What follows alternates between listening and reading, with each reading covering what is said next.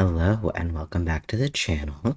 My name is Eltonin and today's topic is my 2024 fashion trends predictions. I compiled my own list of things, my own observation of watching the trends this year. Joining us today is Elvira. She's right here. She's decided to be very snuggly today.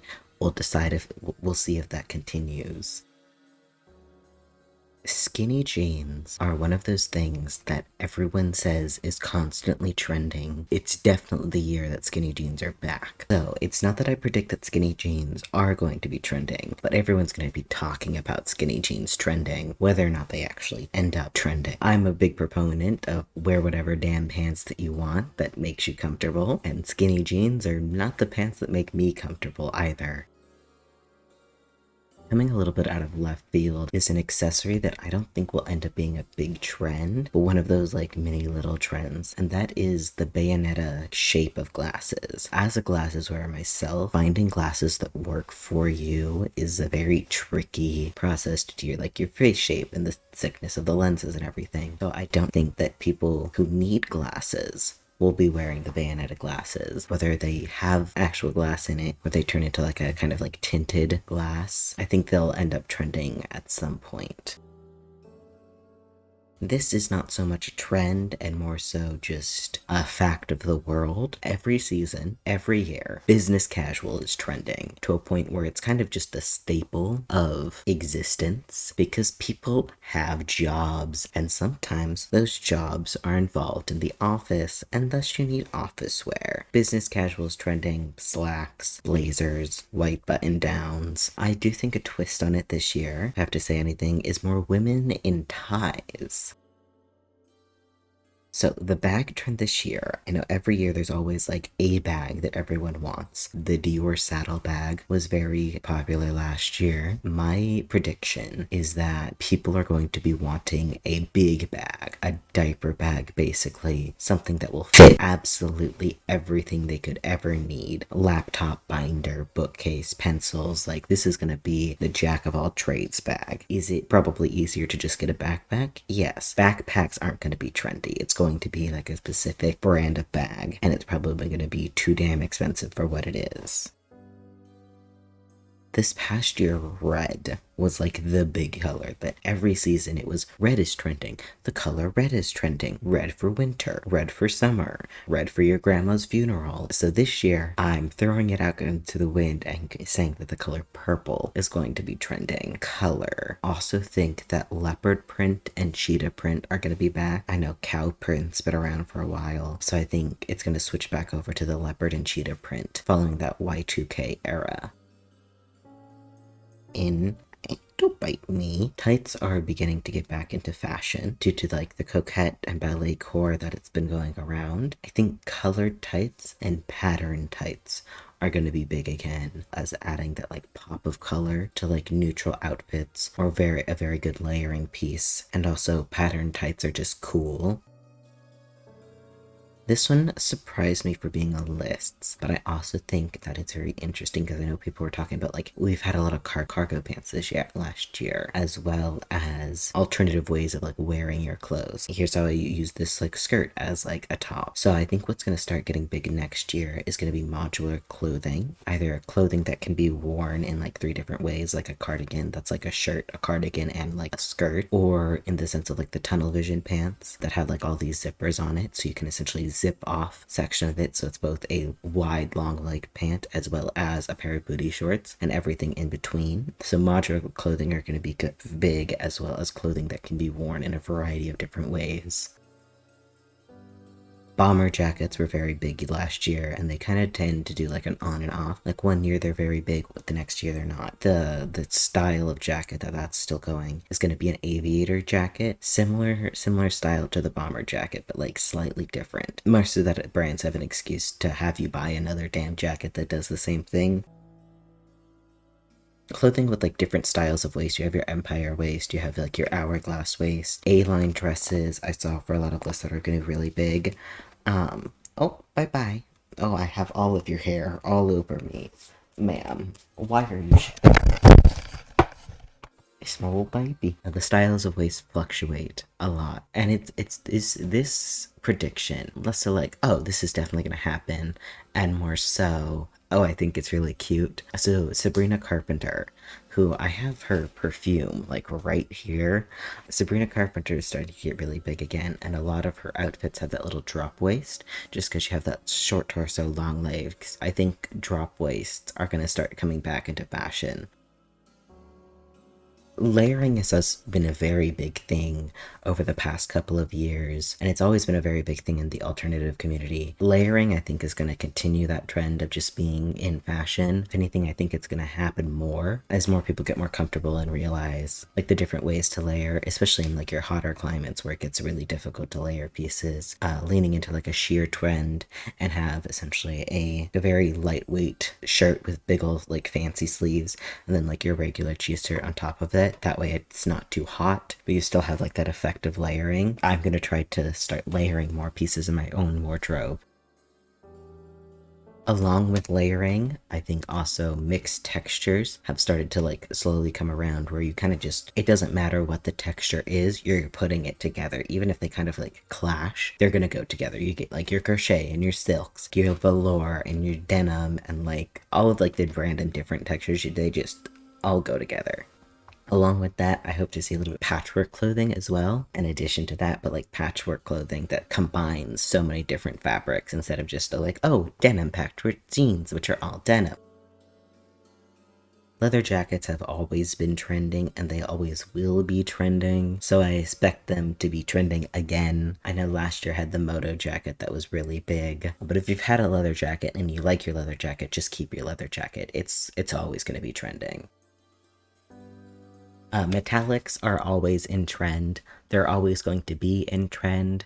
They shouldn't be, in my opinion. But they're going to be in trend. And it's going to be metallics for spring, metallics for autumn, metallics for your baby's birth. I think they're ugly. Also, jorts. I was seeing jorts on a lot of people's fashion trends prediction list. I don't think they should be in trend because they're also ugly. Will they be? Yes. Fur jackets. Something that I think it might not necessarily be like a massive trend for like the large community, but I think for the thrifting community, fur jackets are going to become big again. Alongside that, there is going to be some drama over ethically sourced fur versus faux fur versus thrifted fur. I think that's going to be a whole like big tussle that people have over whether or not you should wear fur now that's being produced now that's real fur, how bad faux fur is on the environment because it's basically just plastic and it's going to get destroyed in a matter of months, which means you're going to have to buy another one, just like over some consumption. And then I think someone is going to get mad at someone else for wearing a real fur jacket only for it to come out and find out that it was actually their grandma's. Like, it wasn't thrifted or anything, it was fully just a hand-me-down. If we're talking drama predictions for the fashion community, something with Temu. I think Temu fashion is going to have a problem with it, and probably honestly Shein again.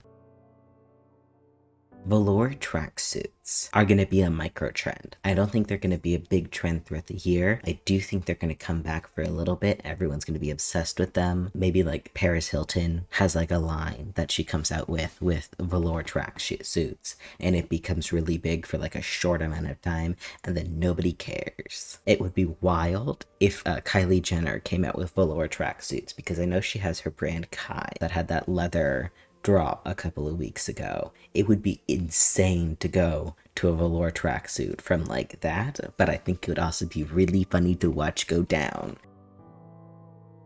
Another overarching trend started up a little bit in this last year. Got laycore and then hyper feminine, so like core that's been going around, as well as all of like the things that kind of like get associated with that. Flowers, especially like headband flowers, and more specifically, if we want to go hyper specific, I think flower crowns are going to come back just because that big flower choker was trending a little bit ago. Big flowers, not like teensy itty bitty flowers. I mean, because those are always in trend. Everybody loves itty bitty flowers, but big flowers specifically.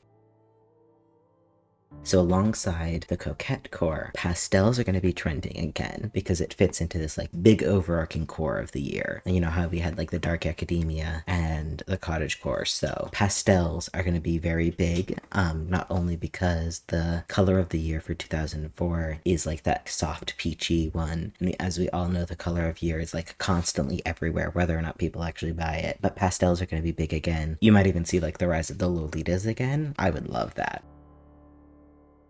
As the continuation of ribbons and bows are still going to be massive. They're already a rising trend right now, and it's a trend that I don't want to fall down because it is so cute. I love women, and lots of ribbons, lots of bows. Along with that, I started to see this trend on TikTok. People are starting to accessorize their accessories. So like their bags and like other items that they use like constantly, putting bows and ribbons and like little trinkets on those accessories. So the accessories have accessories. It also ties back to the Lolita aesthetic because at least the ones that I follow, they essentially accessorize their own wigs, trinkets essentially, instead of just having them straight around your room, put them in on your bag into art. It's adorable. I love it. I cannot wait to see more of it.